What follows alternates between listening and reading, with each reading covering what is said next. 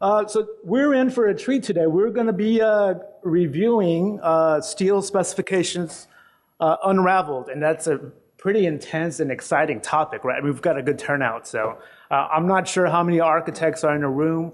I'll let John do that work after he gets up here to figure that out, but I think cross-industry-wise, it's important for us to understand how to communicate this. And again, I think you guys will be in for a treat today. So John Beyer, he made sure that I understood how to pronounce his last name. So I actually wrote it the way you would pronounce it. John Beyer, phonetically, is a principal at SMBH Incorporated. It's an engineering firm out of Columbus, Ohio. He oversees the production standards at SMBH, which include specifications.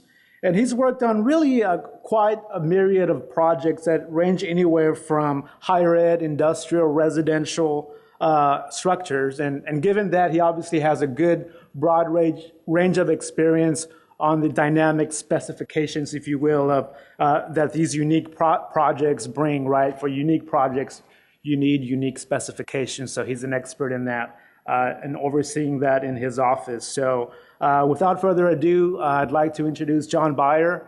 And if you guys have any questions, my job here is just to moderate and be kind of the person that keeps everyone on track today. So I'm more than happy to take questions towards the end of the presentation. And if it runs over time, then I'm sure John may accommodate staying behind and answering your questions. So can I have just a small round of applause for John as he gets on stage?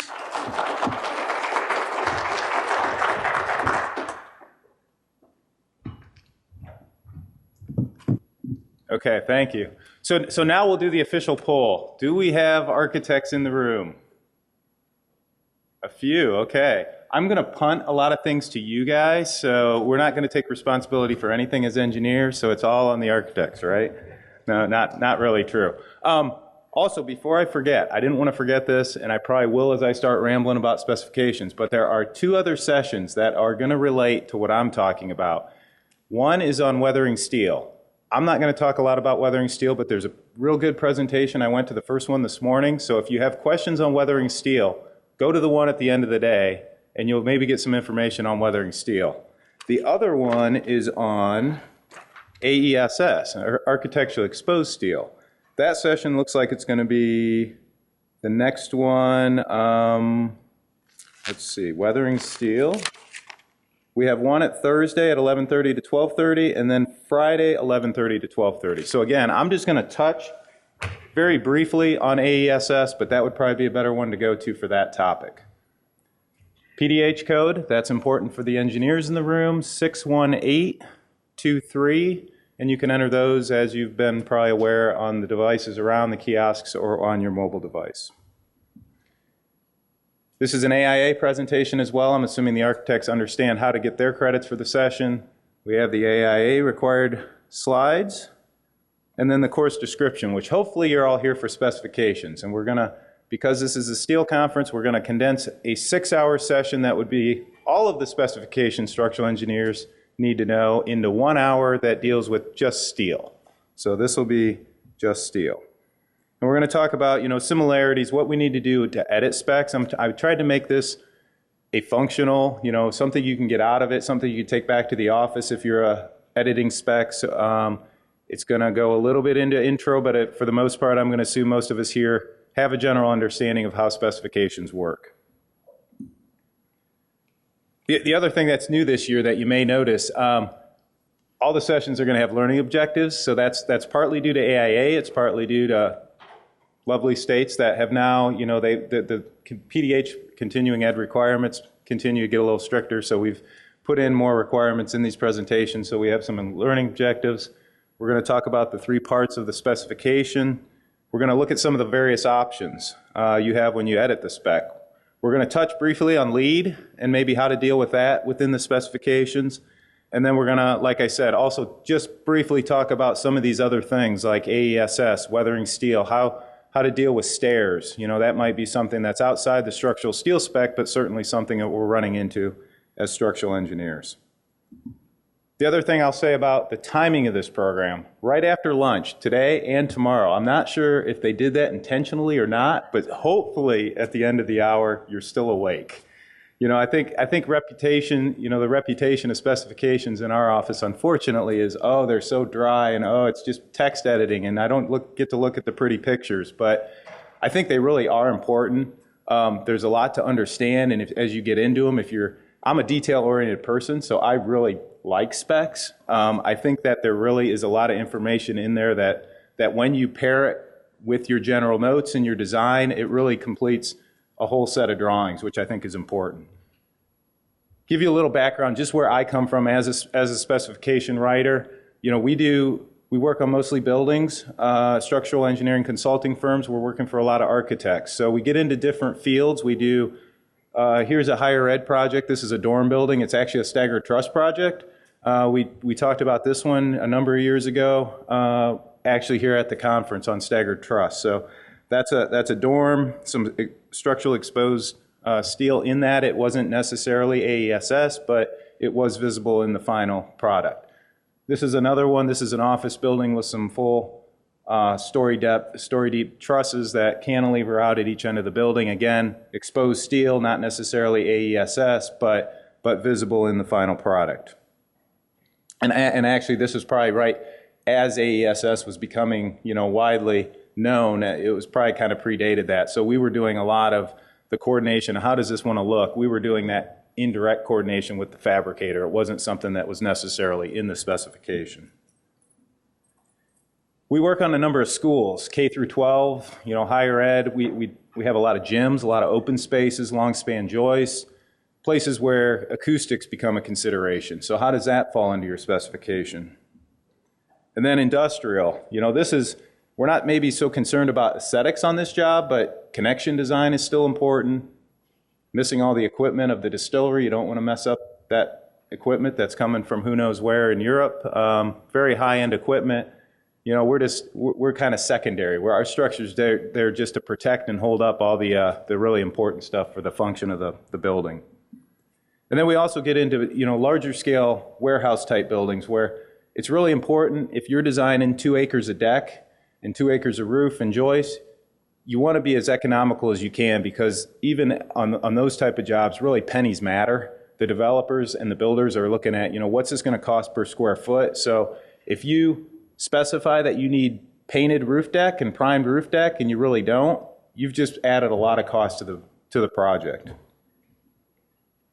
And then we always run into these ones that are kind of out there. It's like, how do we deal with this? And this is a park down in Columbus. It was really a neat project. It's stainless steel tubes. They wanted to use them as fountains, run water through them. How do you specify that and how do you deal with that? So sometimes you can't work with what you have right in front of you as a template spec. You have to kind of venture out and you kind of have to create your own custom version. So where do we start? Again, assuming you kind of have a general understanding of specifications, what's the format? So I'm going to talk about Masterformat. I think what most people are using. It's managed by the Construction Specification Institute, CSI. A number of years ago, they kind of reorganized the specifications in the divisions. So right now, we're working off 50 divisions. Each of those divisions has sections. So today, we're going to talk mostly about Division 5, which is metals. I think that's where most of us live. As structural engineers, we're probably also dealing with Division 3, concrete. We're Division 6, wood. So there are other areas we work on, but today we're going to talk about mainly Division 5. The other question, I guess as you go into your project, are you working off of book specifications, general notes, or both? And what we've seen recently is in our developer work, a lot of times we don't even have book specs. They don't want them, and we don't need to take the time to edit them, so we move forward with that approach. Right or wrong, it's what we've done. What we've had to do with our general notes is we've had to make them more robust, though. If in our general notes, we never had anything that said you need to submit shop drawings. Well, now we don't have the book specification saying you need to submit shop drawings, so we've had to add that to our general notes. So we've made our general notes a little more robust to cover those requirements that are no longer in our specifications. With public work, a lot of our public work, we have to submit book specifications. So in those cases, we need to make sure what we say in the spec agrees with what we say in the general notes. The other thing that we'll talk about as we get into kind of the material specs is, does your specification agree with your drawing? So there's some things we pull out of the specification because it's already on the drawings. And anywhere you're going to have information in two places just opens you up to having that information wrong in one of the two places. So kind of remember that, if you don't have to repeat information in more than one place, it's best to have it in only one place. But specifications and general notes are going to have a lot of the same information, so make sure they agree. I know you can't see, the individual text on this sheet, but again, try to put some pictures in with all these words. So I've thrown some things in, whether they apply or not, we'll let you decide. But this is a sheet where we do general notes. One difference with the general notes, we start with the code information. So we have that in a general note. We don't necessarily do that in our specifications, but once we get past those general notes, we're falling into divisions. We're basically going through our general notes by division, calling out our general notes. And, as most of us know, the history of our general notes, we put the general notes with the drawings because that's what survives. When we construct that building, we get done with the building, the first thing they throw out is the specification. So at least something's living with the drawings for the longevity of the project, and we have that, those material properties that live on with the project. Book specifications, mostly 8.5 by 11, that's what we're working with. This is the structural steel spec, and we'll talk, what are the sections in that spec and how are they common between the various sections. So again, Division 5. The numbering system changed a little bit when they reorganized.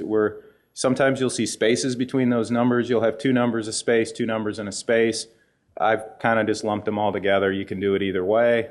We're going to talk about structural steel framing, joist framing, steel decking. And then, like I said, there's some other sections within Division 5 that you'll run into. We'll talk a little bit about the architecturally exposed, which is that 13 section. And then all the way at the end, you can see 31, and that's where we get into more of our site specifications. They pulled out driven piles. That's that 31 section. So they pulled that and put it in section 31. We won't really talk about that, but that's a driven H pile. So there's options in that section. The other question in your office is who edits your specs? And I think there's two ways to do it, and then there maybe is a hybrid way. But the two ways would be, one, you have your design engineer edit the spec. And the advantage of that is they're designing the building and they know everything that's on that project. So they can go from designing to editing without any conversation having to take place. The other option is you have one spec writer in your office who's responsible for all the spec writing of all the projects in your office. And I think an advantage to that is you're going to get consistency from project to project of how that spec is being edited. The dilemma with that process is, A, they have to be available when the engineer needs that spec to be edited. They have to be there.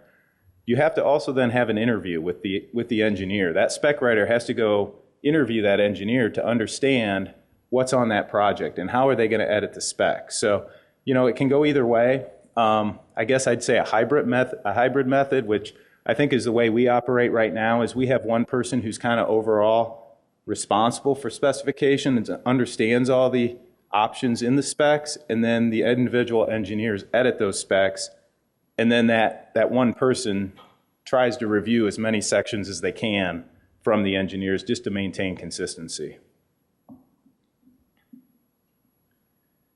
So 3 parts. We're going to talk about part 1, part 2, and part 3. That's general, products, and execution.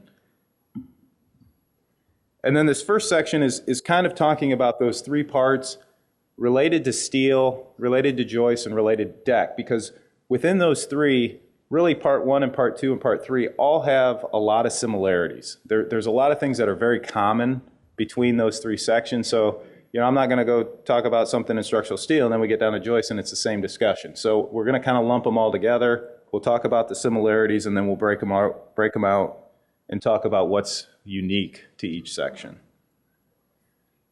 So part 1, the first thing that you have to know is what's included. What are you even specifying in your spec? And where this comes into play is when are you going to edit your spec? And I would say you try to edit your spec as late in the project as you can, because that's when you know the most about your project. Design development is, the end of design development before you start CDs. A lot of times that's the point where you're required to submit your first set of specs. That's probably, if you have to do that, an okay time to do it. I would say if you can even wait into CDs until editing your spec, you're better off, because you'll know everything then. You won't have to go back and try to re-edit your spec, which just takes more time. And then if you don't re-edit your spec, you're taking the chance that you're going to miss something or have something incorrect. Related requirements, that's where the architects in the room come into play. I would say the biggest thing that we're dealing with when it comes to related requirements is Division 9, painting. What's painted on your job, and how do you deal with the painting? Because honestly, as a structural engineer, I'm not a paint expert, and I have no idea what is being specified in paint in Division 9 in the paint, unless I ask, what do you need as a primer in my Division 5 spec to match your Division 9 spec? So in my opinion, I think for Division 5, that's the biggest one we run into with respect to related requirements. And it does require outside coordination. So there are a number of things in addition to just priming that you're going to need help with the architect on how to edit your spec in Division 5. We've created a checklist, and it's not only Division 5, but it's all the spec sections. Create a checklist of all the options that you do not know the answer to without finding out from the architect what they want you to put in your spec. So create that checklist, and that's almost a pre-edit for you to do before you edit your specs. You edit your checklist, you send that to the architect, they send it back. Now you have all the information you need to couple that with your design to then edit your steel spec. And then definitions.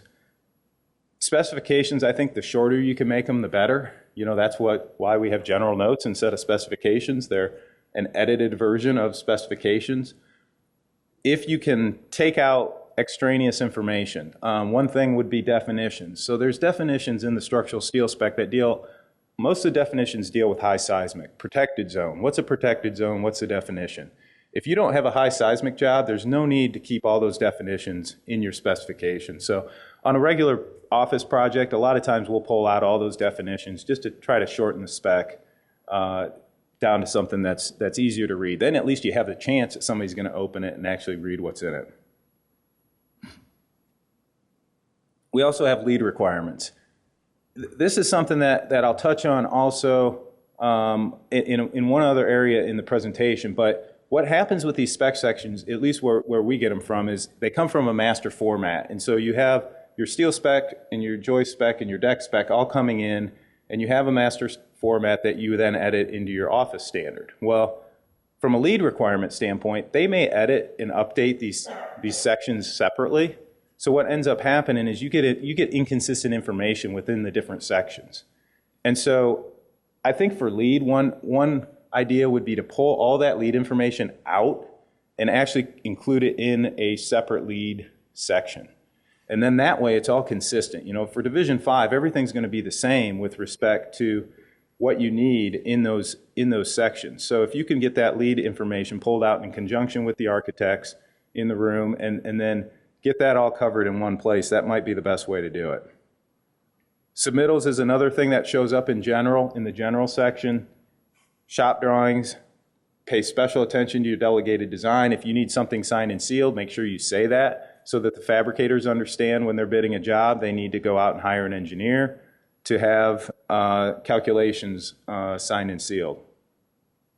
And then special certifications, that's another one I think we've run into. On public jobs in Ohio, we're required to have those jobs sourced domestically with steel. So we put something in our steel spec that says to the fabricator, you need to put something on your shop drawings that says the steel is going to be provided domestically. So that's something that we put into our spec that's kind of a special condition that's not in our template spec when we start it. And then quality assurance. This is one we'll talk a little bit about again when we get in, especially to the structural steel and how you deal with that. But AISC certification and what are the different options for that. And then also reference specifications. So again, trying to make our specification as short as possible. We can reference these other specifications, the Code of Standard Practice. On a seismic job, we'll have AISC 341 that we can reference.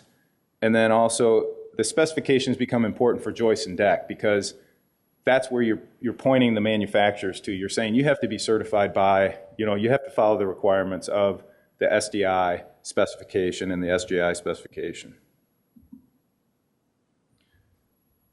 So here we have just, again, a couple pictures maybe of our shop drawings on the right.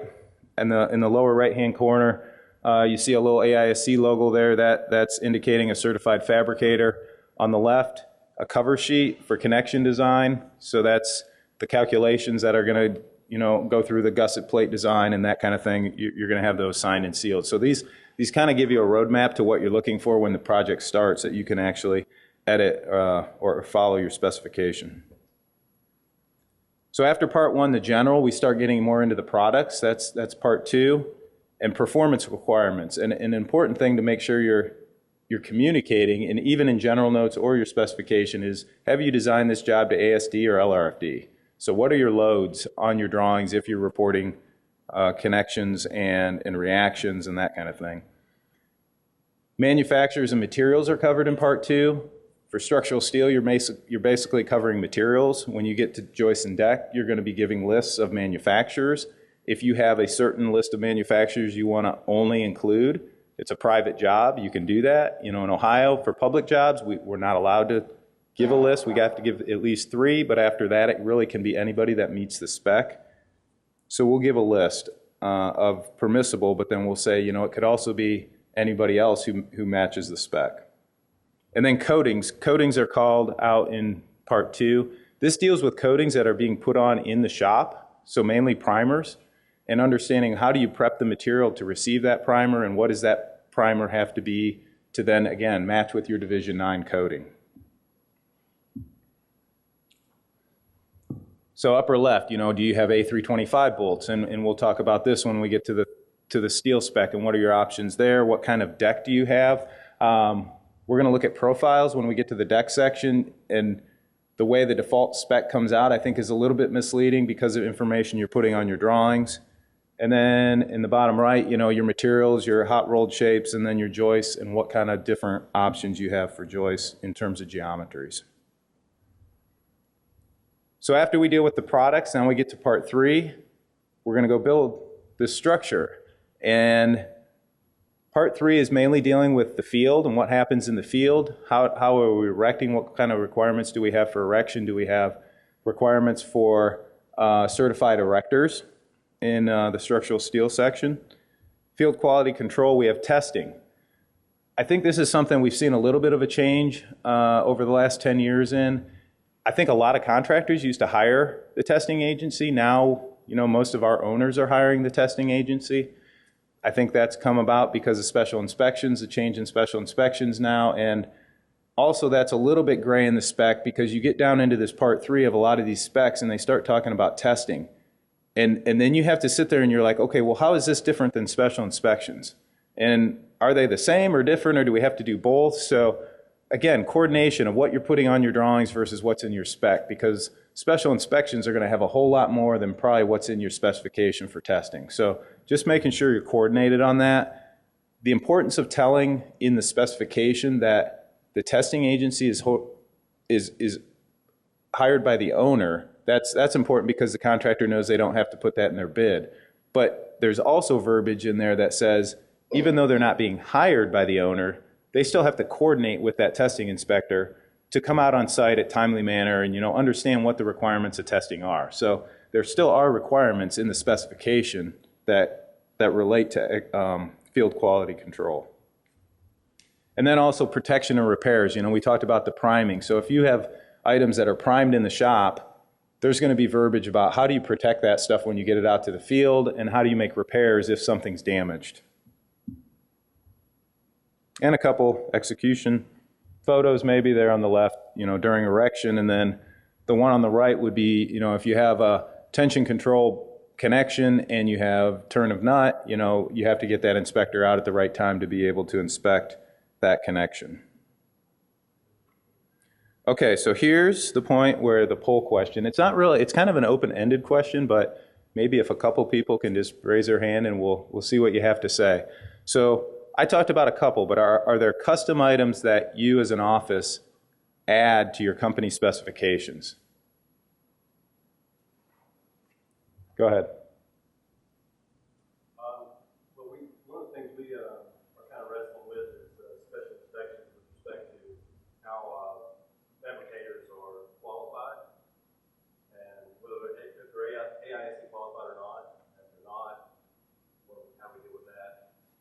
That's a really good one, and we're going to actually talk about that, and I'll show an example of that when we get to the structural steel section of maybe what implications that has throughout the spec. So that's a good one. Anybody else? One more? Go ahead. Hey, John, we'll add like the ability to receive electronic model. That's another good one. And I will say something about maybe, so that answer on that one was the ability to receive an electronic model. That one I think is another one where you can pull all that information out. Maybe, we have all these BIM documents now, and do you pull that out or do you leave it within the steel section? Actually, we've created a special specification just for digital model. Yes. So most likely that's another thing that you can pull out and create in a totally separate document. Probably in your product or your area 1, part 1, you got that as a reference. Hey, fabricator, you got to go see this other section because it relates to what you're doing. So good. So, some that I thought of, if you have special paint or surface preparation requirements based on if you have special finishes, that might be something. You get an owner request that is unique to the job. You have installer erector requirements. We'll talk a little bit about that. And then, like I mentioned, steel sourcing requirements on public jobs. If you need domestic steel, you might add that to your section. Okay, so now we're going to go through structural steel, decking, and joists, and some of the things that are kind of unique to these sections. And this is the one. So quality assurance. So this is what you can do if you want to have an AISC certified fabricator. So there's a section in here, and then it looks like there's also an option. It says or accredited by IAS. So a couple options there.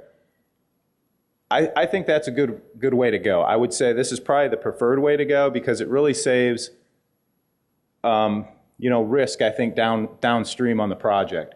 But I will say we sometimes run into projects that they're really small projects. They're rural projects where there really aren't certified fabricators and erectors near the site. And there used to be a statement like this. And I think it's disappeared now in some of the specifications, which is really interesting because if you don't pick the AIS certified, what are you left with? So you kind of have to come up with something. And I think it's then up to you to say, how much do you put in? How far do you go with the requirements? So, 10 years of successful experience in comparable installation projects, that's maybe a start. So that's what we do as another way to deal with that if you're not going to require certification. However, I will say if you don't require the certification, you're going to have to go down into part 2 and deal with source quality control because part of the AISC certification is you don't need to then have an inspector go into that shop and inspect welds and do those kind of inspections. If you don't have certification required, you're now going to have to think about how you're going to deal with your in-shop testing. Go ahead.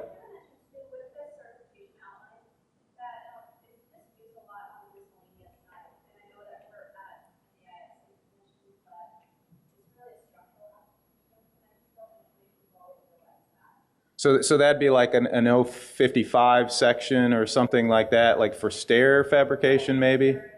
Okay.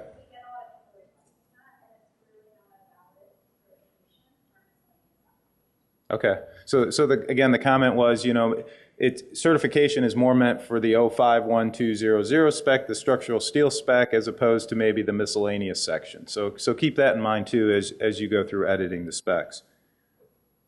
What do you do about IBC Chapter 17 if your fabricator is not AISC certified and does not have an independent privilege? Then I think you have to have a testing agency go into that shop. Yeah, I think if they're not certified, then you have to do shop inspections.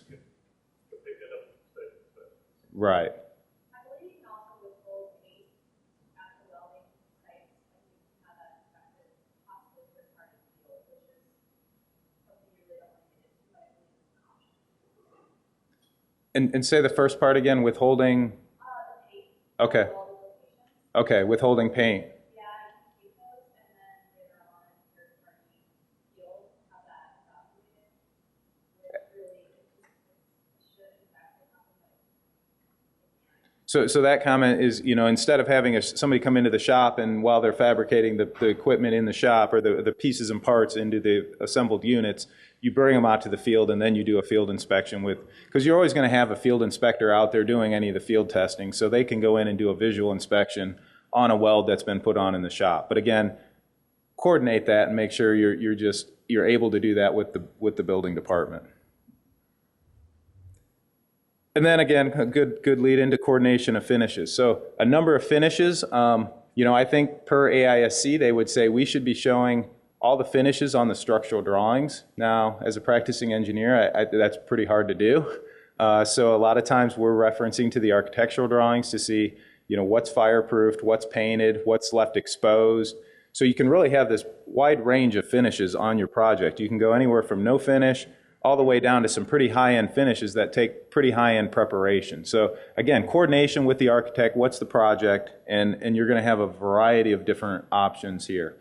Fireproofing, you might not have anything. I will say too, with a lot of our projects recently, or over, again, the last 10 years, we've started to not prime a lot of our projects. If the steel's not exposed or it's covered up in the final product, we don't put a primer on. We leave it be just plain steel. So that is a movement I've seen kind of pushed, where if you don't need the primer, it's okay in the field to sit there during erection without a finish on it. So that's something we've seen and we've started to make sure everybody's aware of. In terms of the preparation, I think you could do a whole presentation on this alone. I'm not an expert on finishes, but I do know that as you start at the top, it's cheaper. As you go to the bottom, it's more expensive. So try to stay at the top if you can.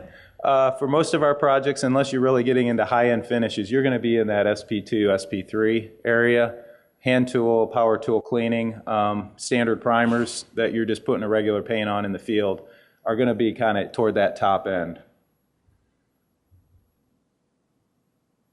Galvanizing. I want to say just a couple things about galvanizing because I think it's important. And again, it didn't come in the template spec that we have, that from the software we start with. In your structural steel spec, I think it's important to make sure you specify that you do not quench steel that's going to be painted, that's being galvanized. And what that basically is, they're going to hot dip that steel in the zinc. They're going to pull it out, and then they're going to dip it in a water bath. And that water bath has impurities in it that are going to affect a primer if you try to prime that steel after it's been quenched. So again, it's faster to cool that steel off in the water bath, but if you're going to prime and paint that steel, you don't want that steel to go in that water bath after it's been galvanized. So make sure you put that in the specification. Now, where that really applies and if it's painted or not, you might have to go to the architectural drawings to actually figure that out from a fabricator standpoint.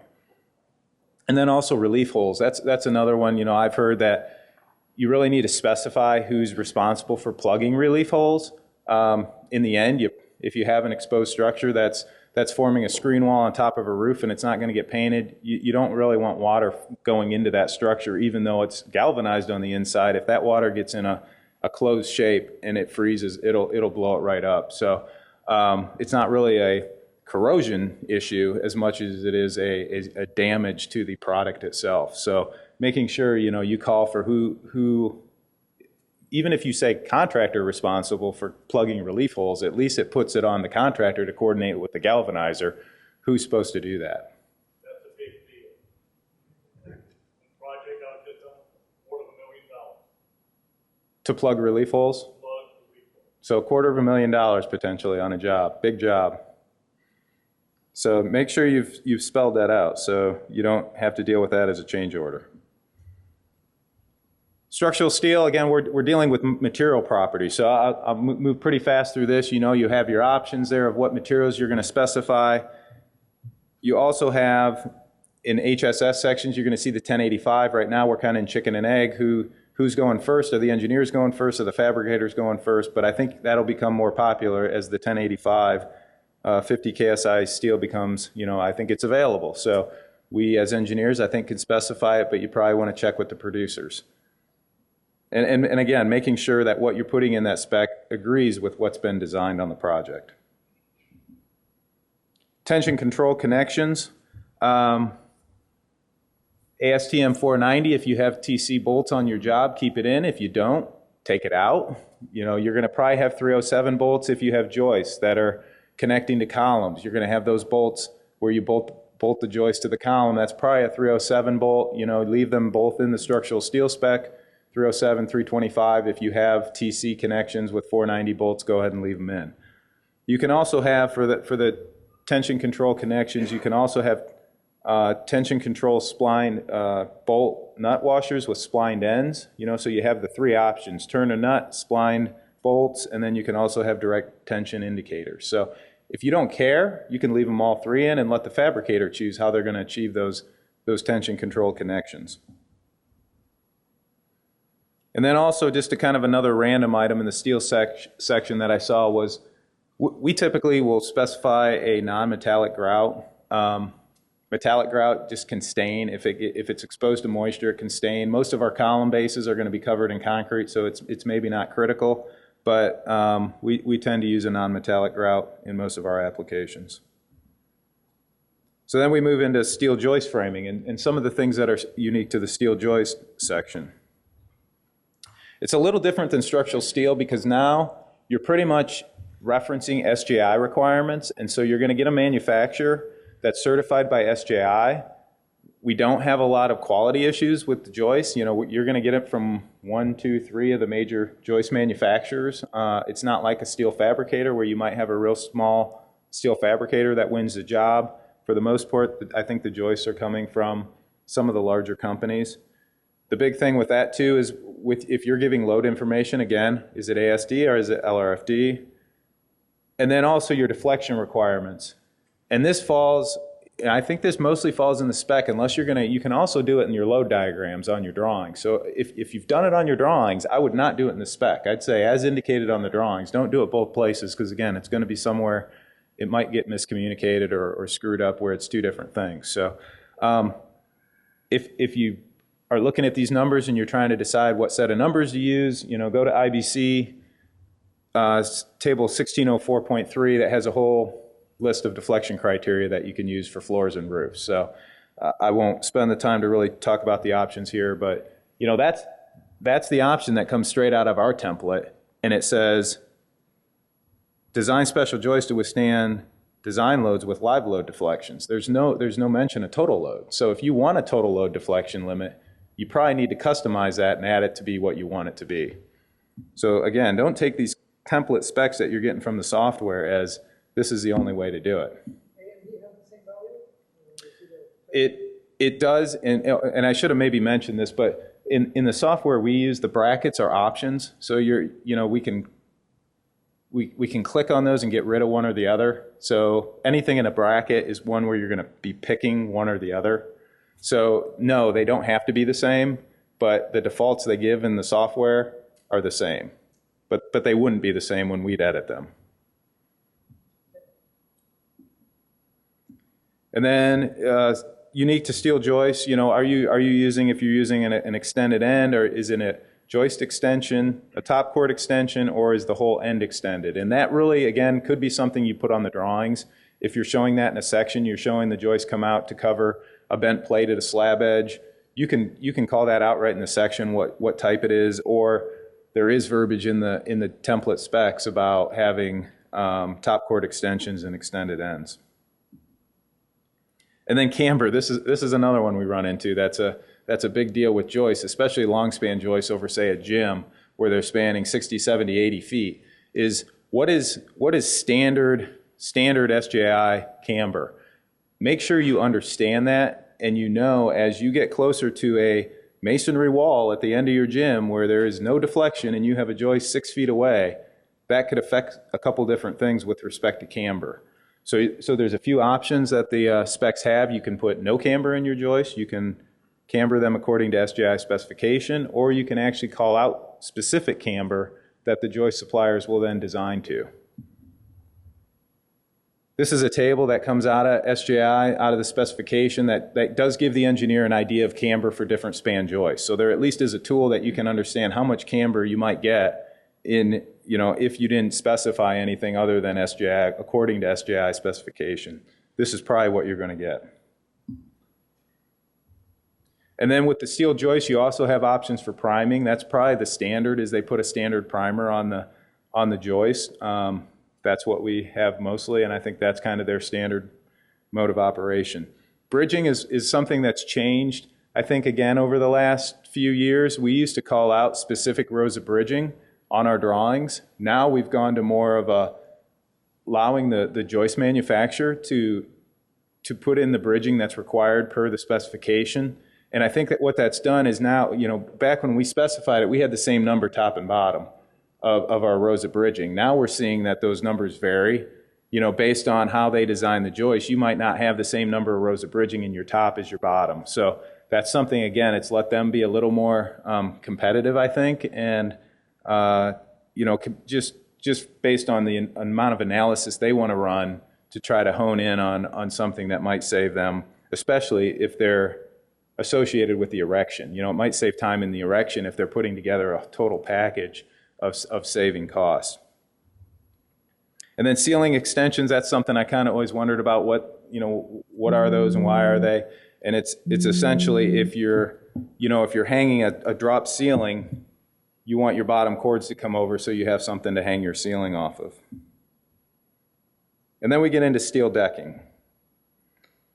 Similar to joist, quality is not usually a concern.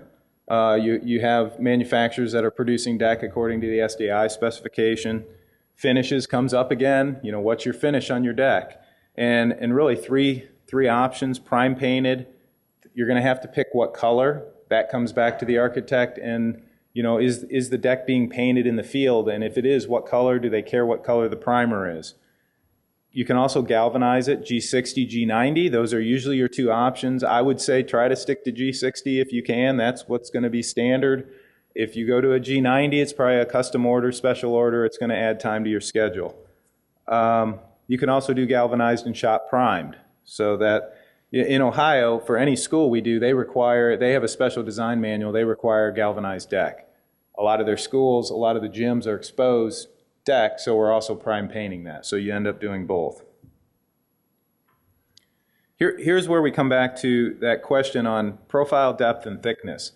Our template spec goes through and it actually has choices that where it wants you to give the depth of the deck, the type of the deck, the gauge of the deck, and what happens is we call all that out on our drawing. So why do we need to call it out in the specification?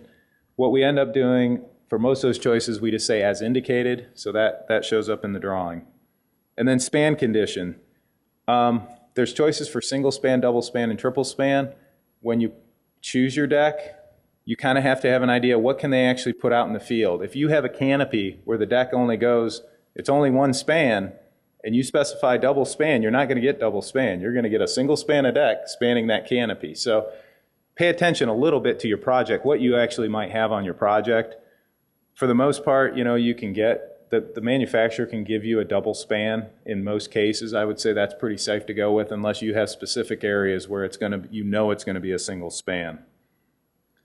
And then things to look out for, and this is kind of related to span condition, the number of spans, but it has to do with the deck manufacturers and what yield strength they're using for their decks. Because we found that they vary by manufacturer a little bit, and the biggest issue that brings up is unshored span. So what is your unshored span? And we've gone to where we've actually started to put minimums in our specifications, in our general notes of what the minimum span requirements are for unshored. So here's an example of that. So this is a 2-inch form deck by a manufacturer, and down there in the blue box you can see this is a 5.5-inch total slab thickness, 20 gauge deck. On a triple span, it says we can go 8'9". And one other thing to note is the yield on this deck is 40 KSI. So right there, kind of in the middle of the slide, it says FY, and it's a 40 KSI deck. So 8'9". If we go to this manufacturer and we look at the same deck, 2-inch form deck, 5.5-inch slab, and we go down there to 20 gauge deck, triple span, now we're at 9'9". So what happens is if you looked at one of these tables and you go in and you spec out 2-inch form deck, 20 gauge, but you don't give a yield, then you could get a deck that now, if you have framing at 9'9", For the other one, it's going to have to be shored. So what we've gone in and say, okay, the yield minimum is 40, because we don't want to exclude this other manufacturer, but we also say, here's the unshored requirements. And we've also gone in and picked the worst case of the two manufacturers to kind of make sure our designers aren't having to go back and redesign things. So, it's a little bit conservative, I guess, on our part. The other option is, you go with the longer span and you force that other deck manufacturer, they're going to have to increase the gauge of their deck to get up to that unshored span of 9'9". Acoustical deck is another one that there's some things just to be aware of in terms of mainly protection of the bats. You can have regular or cellular decks. So the pictures down there below, the one on the far right, would be just your regular acoustic deck where the bats sit in the top of the deck, versus cellular where it has the bottom plate on it. In that case, you have to put those bats in the factory because they're basically inserted inside the deck. There'd be no way to get those in the field. So those are being installed in the factory. If they're installed in the field, those bats might actually be covered in a different section because they're installed maybe by the roofing contractor. So just again, something to be aware of. There's discussion too on protecting that insulation, making sure it's not exposed to weather. And then the bottom one, piercing hanger tabs. I wanted to mention that just because I ran into a job where I was really surprised by this, but it really was eye-opening. The bottom left picture shows a hanger tab, and basically what they do is they punch a little slot in the deck, and then they wrap the wire for an acoustic ACT ceiling hanging from the deck. Only use this in a space that's going to be conditioned below you.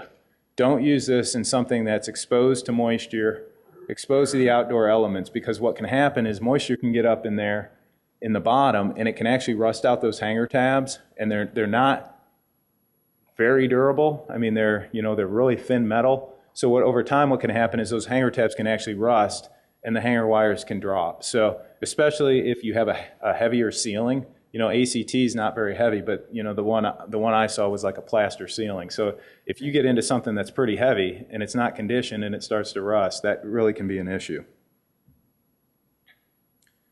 In terms of installation on decking, we've gone back and forth on this because it's not real clear in the specification, is how do you attach your deck to the steel. So you're going to need weld washers. You need to specify those if you know that on your job you have 24 gauge or thinner.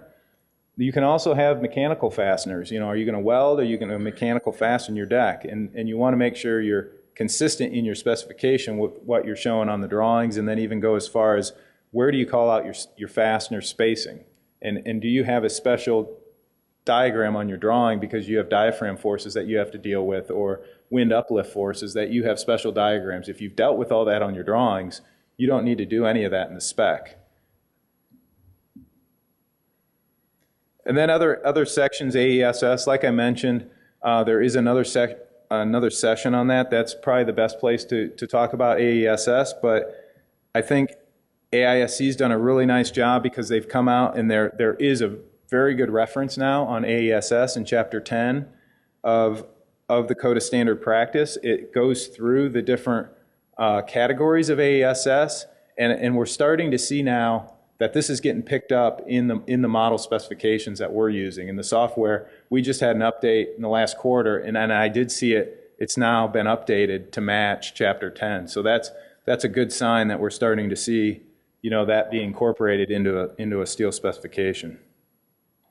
And Something to that, the 2016 IBC also references the Code of Standard Practice and have an adopted approach for defining AESS on projects. So depending on your jurisdiction, on what code they currently have, it may or may not apply to your project as well to address that. And that was what year again? 2016. Okay, an IBC? Okay, so IBC 2016 makes a reference to the Code of Standard Practice. And here's the table out of the Code of Standard Practice. It goes through the categories again. The other session will probably go into depth on these a little bit more. And then also the definition of those various elements and the different categories. A few other sections we're not going to really talk about, but again, they're related to division, or they're in Division 5 related to structural steel. cold form metal framing. You could do a whole nother session on that section and the options in there. Metal fabrication, pit ladders, things like that. And then you also get into a bunch of sections for stairs and railings and other Division 5 sections. And then also I mentioned that Division 31 section on steel piles. Weathering steel, again, go see the session on that. You would have to customize your section, your specification to cover that. And then the question we kind of talked about earlier is, what's the differentiation between structural and non-structural? We run into things, a couple things I thought of that we're starting to see and trying to figure out how do you deal with those. One would be a cantilevered stair, and I have a picture of one on the next page where it's not really your standard stair with posts at the corners hanging, holding up your stringers. It's more structural than it would be a stair. And then the other one we've run into just recently is storm shelter shrouds. In Ohio, we started to have to design tornado shelters, and we have to protect all of the openings with impact resistance, and it basically takes structural steel. I mean, we're designing these structural steel impact resistant shrouds that are made of plate and angle. I mean, it's the same steel we're making all our miscellaneous items out of, but we've kind of snuck them into the structural steel spec, even though they probably want to live in a miscellaneous metal spec. So here, here's that example of that stair where there's nothing under that landing, so that makes the attachment of that top stringer up into that second floor pretty important. So can you cover everything you need to cover in a stair section, or do you lump that into a structural steel section? And then in the end, I think the benefits, again, it benefits the contractor, it better informs the contractor, they have a better understanding of what's on the project.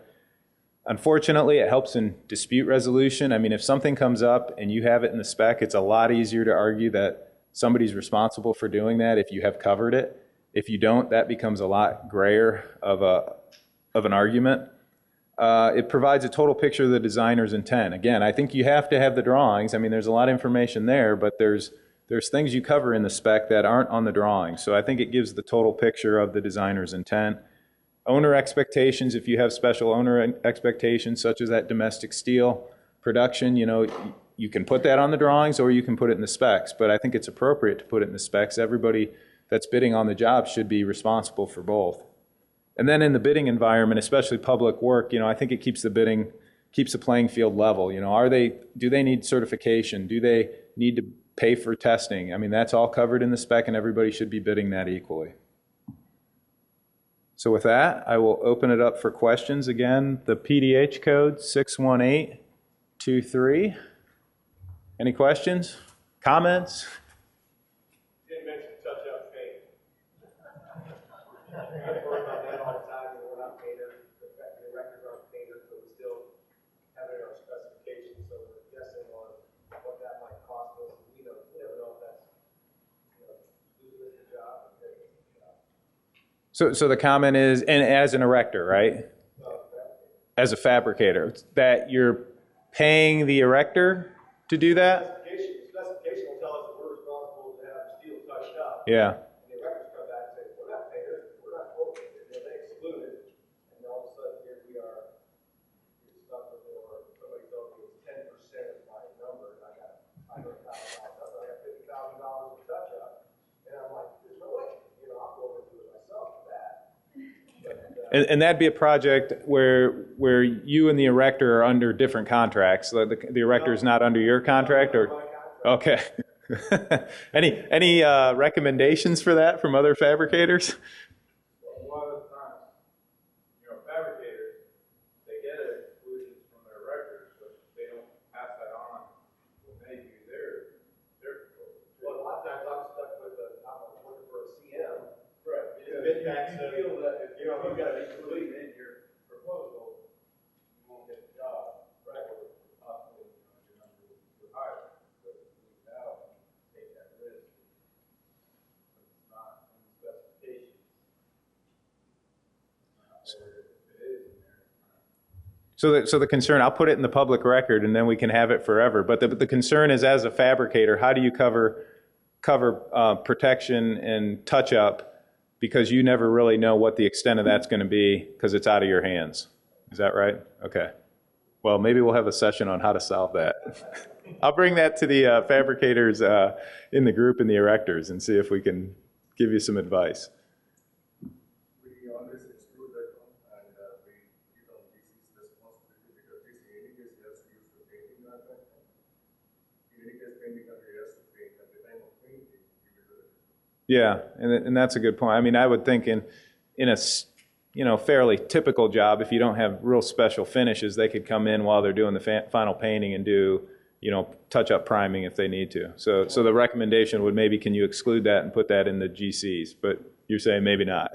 They won't like. Exclude it, and maybe it becomes part of the negotiation. Yeah. Oh, we've asked for that too.